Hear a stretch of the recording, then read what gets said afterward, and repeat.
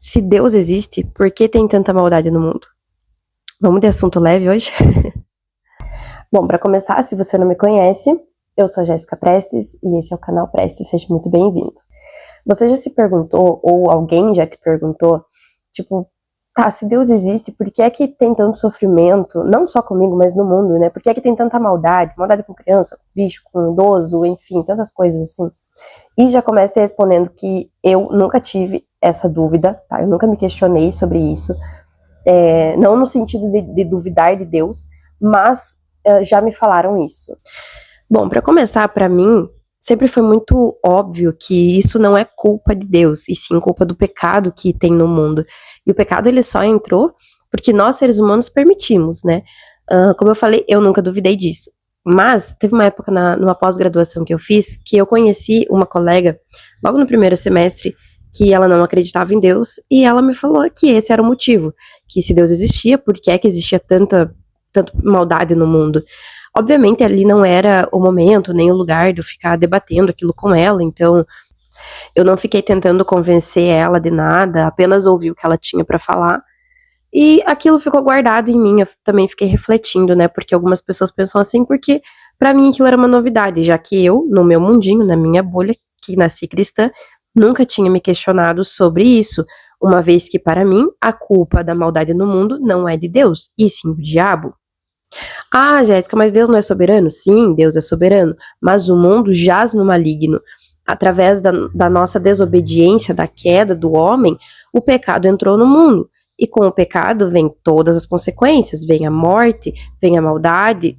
Isso é pecado, né? Então, não acho que Deus projetou o mundo para ser dessa maneira, não acho que essa seja a vontade do Senhor, a vontade soberana dele, mas sim uma deturpação daquilo que foi o projeto inicial de Deus. E aí, eu vou entrar numa teoria que eu tenho, tá? Da onde você tirou isso, Jéssica? Vozes da minha cabeça. Mas eu tenho uma teoria. Por exemplo, né? Aí você começa a fazer várias perguntas, do tipo assim, tá, beleza. Se é porque o pecado entrou no mundo, o mundo jaz no maligno, como a própria Bíblia fala, então por que é que Deus, soberano, onisciente, foi fazer a bendita da árvore do conhecimento, que tinha o fruto do conhecimento do bem e do mal, se ele sabia, prevendo o futuro, que o homem iria comer daquele fruto, iria cair no papinho da serpente. Aí entra a minha teoria, tá? Que eu, como eu falei, vozes da minha cabeça. Não tô falando que nenhum teólogo, a Bíblia não revela nada sobre isso. Mas eu fiquei pensando assim, Deus, ele não é um Deus manipulador, tá? Então, eu acredito que a árvore da vida, ela vem como uma opção, digamos assim, de você ter escolha, do ser humano, né? Ter tido escolha, Adão e Eva, no caso. E se ele não tivesse criado aquela árvore? Cara, o diabo é sujo, ele é astuto. Não tem como você pensar que o problema estava na árvore. O problema não estava na árvore, na minha cabeça. O problema tá que o diabo, ele ia achar uma maneira. Vamos supor que Deus não tivesse feito aquela árvore, beleza? Aí, o que o diabo ia falar para Eva, por exemplo? Nossa, então vocês só podem fazer isso aqui que Deus mandou aqui no Jardim do Éden? Vocês não podem fazer mais nada?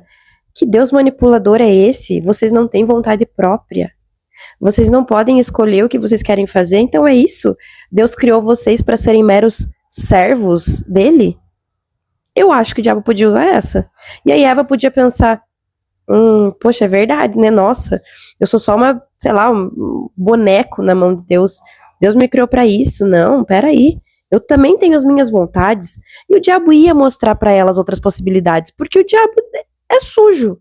Ele já existia, né? Então ele iria apresentar para ela, né, e falar assim, olha, mas se você quiser ter outra vida, se você quiser ser dona da sua própria vida, mulher empoderada, você tem essas opções, veja só, me siga, eu tenho tudo isso aqui para oferecer para você. Você não vai precisar ficar aqui só colocando nome em bicho, cuidando dessa natureza aqui, não, veja bem, nós podemos ser como Deus. Então eu acho, na minha humilde opinião, que sim, o diabo ia dar um jeito de convencer ela de qualquer outra maneira, porque o problema não estava na árvore. A árvore, para mim, era uma proposta do Senhor de mostrar que vocês são livres em mim, vocês têm escolha, né? Enfim, e o amor de Deus, né, é o que na verdade nos atrai a permanecer a Ele, não a sua manipulação. Então, para mim, cai por terra qualquer pergunta que me façam sobre por que é que Deus foi criar a árvore. Dito isso, eu acho que sim, Deus também se entristece e mais do que isso, Deus se ira com a maldade do mundo. E quando eu falo a maldade do mundo, não é só o nosso pecado comum aí, ordinário do dia a dia, né? Até porque para Deus não tem dimensão, né? Pecado, pecadinho, pecadão. Pecado aborrece, entristece o coração do Senhor. Mas nós somos maus pela nossa natureza caída.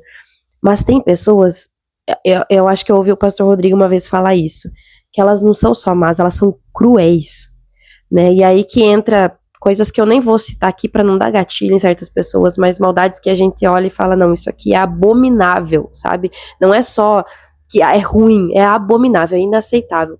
E eu acredito sim que Deus também pense assim, sabe? Tipo, que Deus se entristeça com muitas coisas, com muitos erros que nós cometemos, mas eu acredito que tem coisas assim que ira muito o coração de Deus. E aí, obviamente, né, que existe consequência para isso.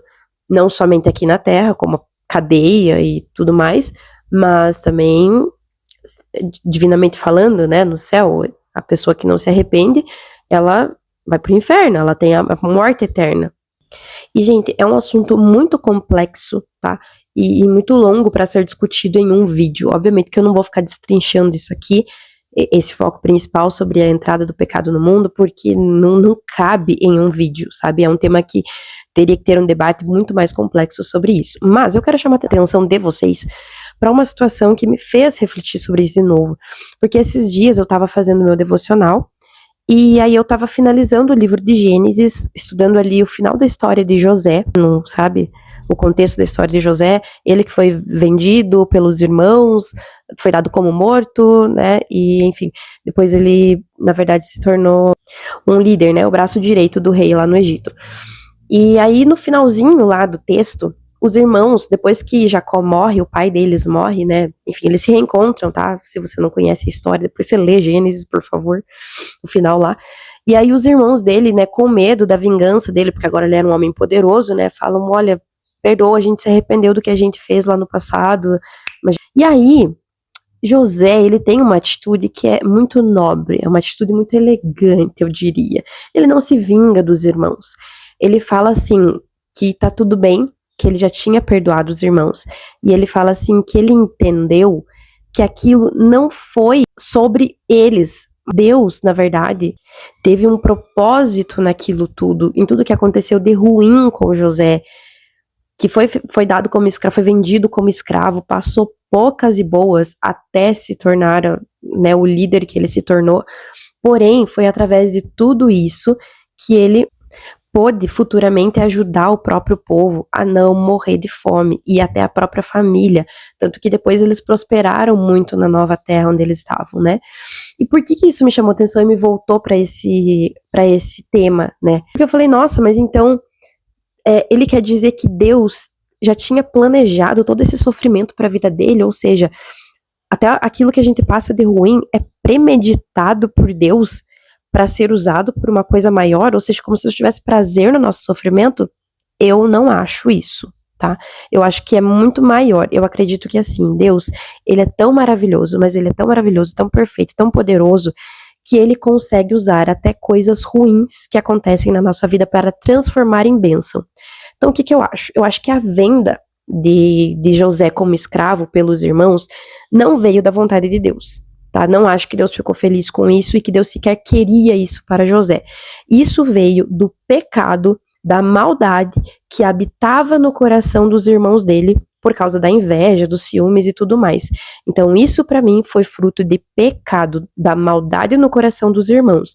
Porém, o Senhor é tão fiel com seu servo José que ele pega aquele problema e transforma numa grande bênção, entende? Ele dá um plot twist na vida de José, e aí ele usa aquele problema que aconteceu, aquelas tristezas, aquelas feridas, tudo aquilo que José passou de ruim, que foi fruto da maldade, e ele fala, não, eu não vou deixar o meu servo perecer. Porque Deus é fiel, entende? E aí ele pega e transforma tudo aquilo em algo muito maior. E aí coloca José lá no topo da parada. Então, isso pra mim sintetizou essa questão, sabe? Do tipo, por que existe maldade no mundo se existe Deus? Existe maldade porque existe pecado. E existe pecado porque nós, seres humanos, demos legalidade para o diabo. Quando ele, através lá, formado em serpente, conseguiu enganar Eva e Adão. Entende? Agora, esse era o propósito de Deus? Não, não acho que era o propósito de Deus. Deus fica feliz no que acontece? Não. Só que mesmo assim, quando nós somos realmente filhos do Senhor, quando nós nos dedicamos a Deus, quando nós entregamos a nossa vida novamente para Deus, eu acredito que Ele cuida de nós como uma melhor do que uma mãe, né? Porque eu, como mãe, ainda sou muito falha, porque sou humana. Mas Deus, ele ainda consegue ser perfeito, ele consegue ser muito melhor. Então ele pega qualquer coisa que aconteça na nossa vida e ele consegue transformar em uma bênção gigantesca, em uma história de superação. E através da nossa vida, através daquilo que acontece, dessa transformação que acontece na nossa vida, nós conseguimos muitas vezes abençoar outras pessoas. Que foi como o caso de José, né? Que depois de passar por tudo isso, o Senhor foi honrando a vida dele, até ele se tornar uma pessoa de confiança do rei, e depois ele conseguiu prover, né, toda a alimentação do seu povo, a sua família, e depois trazer a sua família para perto novamente, né? E ainda teve a felicidade de ver o pai dele e conviver com o pai dele muitos anos antes da morte do pai. E vice-versa, né? Porque o pai achou que o filho tinha morrido. Enfim, essa é a minha conclusão. Como eu falei, vozes da minha cabeça. Foi isso que eu aprendi quando eu estava lendo o livro, porque eu não sou teóloga, então tudo aquilo que vem de interpretação, lógico que eu vou estudando um pouco também, vou ouvindo algumas pregações sobre alguns assuntos que eu tenho dúvida, né? Mas tem muita coisa que eu tenho, assim, uma certeza, uma fé de que é o Espírito Santo revelando ao meu coração também, sabe? Eu espero que isso também tenha trazido um pouco de paz ao teu coração, ao invés de você pensar, nossa, parece que Deus tem prazer nos nossos sofrimentos, que Deus tem prazer nas coisas ruins, porque, tipo, às vezes você vê uma história de superação e você fala, nossa, legal, né, que a pessoa superou, conseguiu passar por tudo isso e ter vitória, mas, pô, se ela é serva do Senhor, por que é que Deus deixou sequer ela passar por isso? Talvez você tenha se questionado sobre isso, então essa é a minha resposta pra você. É nisso que eu acredito, e isso mantém a minha fé muito firme, porque eu não acredito que nenhuma maldade sequer venha da vontade do Senhor. Eu acredito que Ele usa aquilo que acontece com a gente para transformar em algo bom. Até nós, na verdade, não merecemos uma isenção de qualquer problema. A gente vive num mundo que é falho, num mundo que é imperfeito, porque tem pecado, porque jaz no maligno, e nós sofremos as consequências também, né? Mas o Senhor, Ele cuida de nós em todos os detalhes, ele transforma o que tem que ser transformado para a honra e glória dele. E assim nós também somos beneficiados, né? Nós somos livres, nós somos libertos das consequências do pecado, nós somos libertos das garras da maldade do nosso inimigo. E é isso, espero que isso tenha trazido uma resposta para o teu coração, uma paz para o teu coração. Como eu falei, é isso que mantém a minha fé firme. E se você gosta desse tipo de reflexão, me siga, se inscreva no canal e já ative as notificações para vocês não perderem os conteúdos. Eu sempre tento trazer aqui, inclusive, desculpa, que eu tava ruim da garganta e falhei semana passada, tá? E até o próximo vídeo.